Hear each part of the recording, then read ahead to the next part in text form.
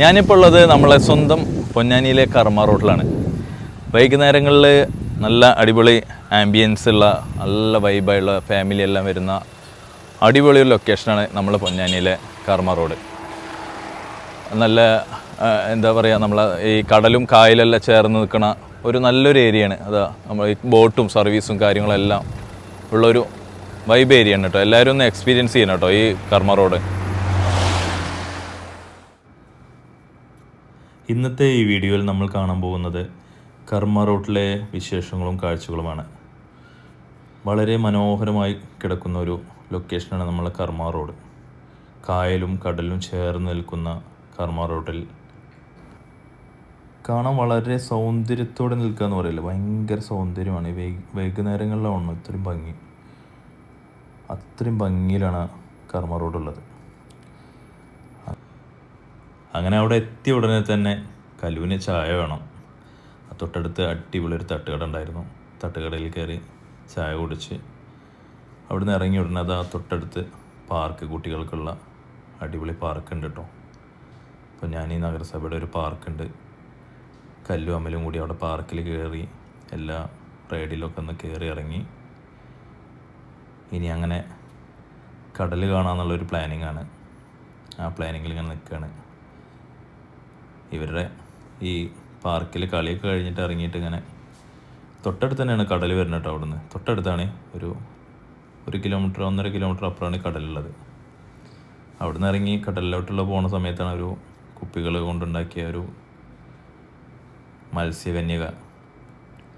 അങ്ങനെ ഞങ്ങൾ വണ്ടി എടുത്ത് നേരെ കടലിൻ്റെ കാഴ്ചകൾ കാണാൻ വേണ്ടി അങ്ങനെ കടൽ കാണാനുള്ള വഴിയിലൂടെ യാത്ര ചെയ്തുകൊണ്ടിരിക്കുകയാണ്.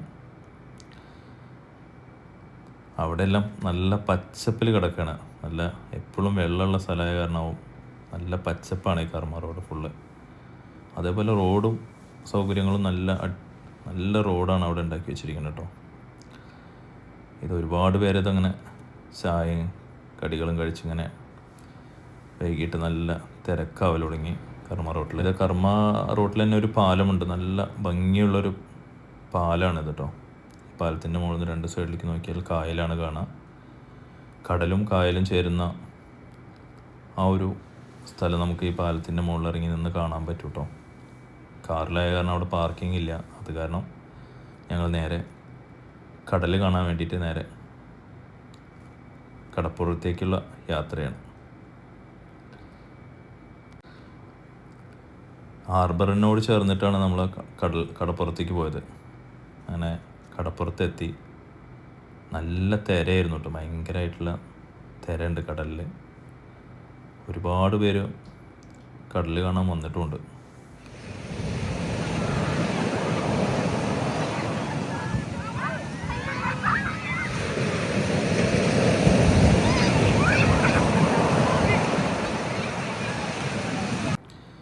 കടലിൻ്റെ കാഴ്ച കണ്ടിട്ട് ഞങ്ങൾ തിരിച്ചു വരുമ്പോഴേക്കും ഇരുട്ടായി. രാത്രിയിൽ തിരിച്ചു പോരുമ്പോൾ നമ്മൾ പകൽ കണ്ട ആ പാലമാണ് ഇപ്പോൾ ഈ രാത്രിയും കാണുന്നത്. ലൈറ്റെല്ലാം ഇട്ട് നല്ല ഭംഗിയായിട്ട് നിൽക്കുന്നുണ്ട്.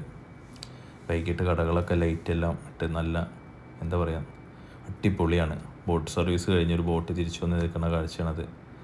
നല്ല ഒരുപാട് ലൈറ്റൊക്കെ ഇട്ട് നല്ല രസത്തിലാണ് ബോട്ട് നിൽക്കുന്നത്.